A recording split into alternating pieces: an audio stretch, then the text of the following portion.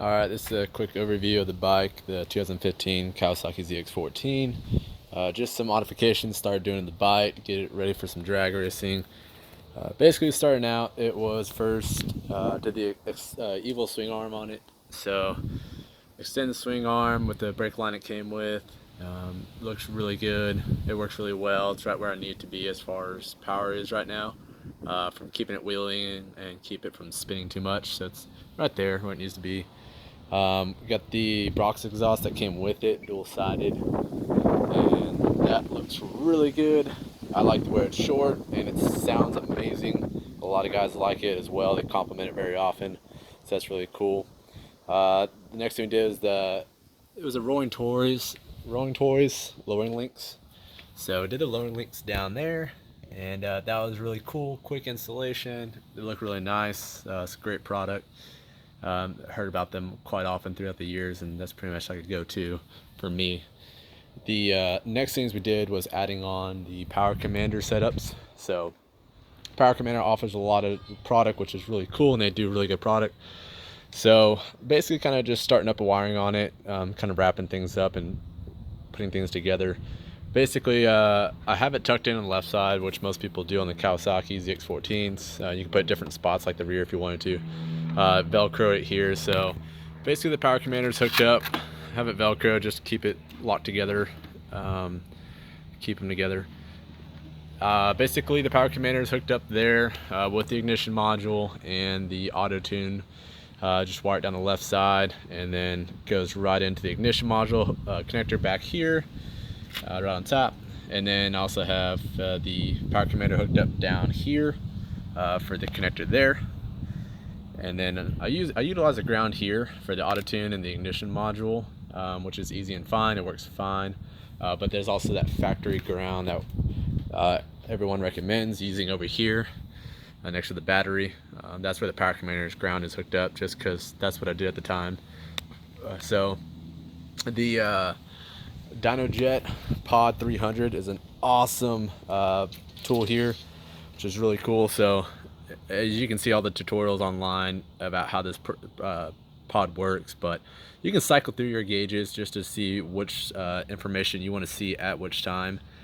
So you can watch your duty cycle for like nitrous on stock bikes, and AFR rating especially. You can set up different green, yellow, reds depending on what air-fuel ratio it's reading. I have mine set accordingly. And then you can set up like your logging status, so it'll go to 1 if it's logging or 0 if it's not, and you just push the left button here to log or stop logging. And you can log up to I think 4 of them at a time. So you can go to your menu, go down to data logging. Whoops. So you go to your menu, go down to data logging, and you can view the data logs that are in there. So there's 2 reviews, yeah, so up to 4. So it's really cool. You can watch your sampling rate, and depending on which channels you want to use. Like I said, you can watch this tutorial on DynoJet, but I use that. It's going to come in handy for just overall performance, some tuning with AFR, and also more importantly like nitrous setup coming up soon next to this week, which I should get tomorrow. That way I can watch some different gauges here and make it nice. So that is a really cool tool. The ZX14s have that pair valve.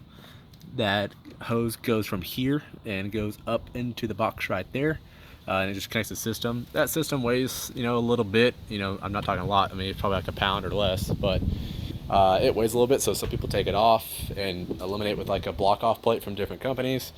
And then for me, I mean, if I want to go that extent, I can. I'm not trying to record every pound on the bike right now. I mean, that would give me later down the road.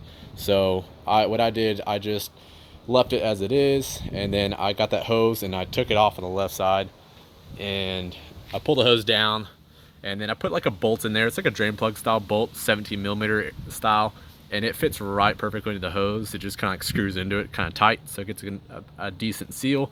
And then you just plug the head of the bolt, the bolt up into the air box where the O-ring seal is, or the grommet seal, and it fits right there and stays. So it plugs the airbox, plugs the hose, which doesn't allow fresh air into your exhaust system, which won't jeopardize your air fuel rating when you're doing your tuning. So that was kind of like a quick fix, and it didn't cost me nothing.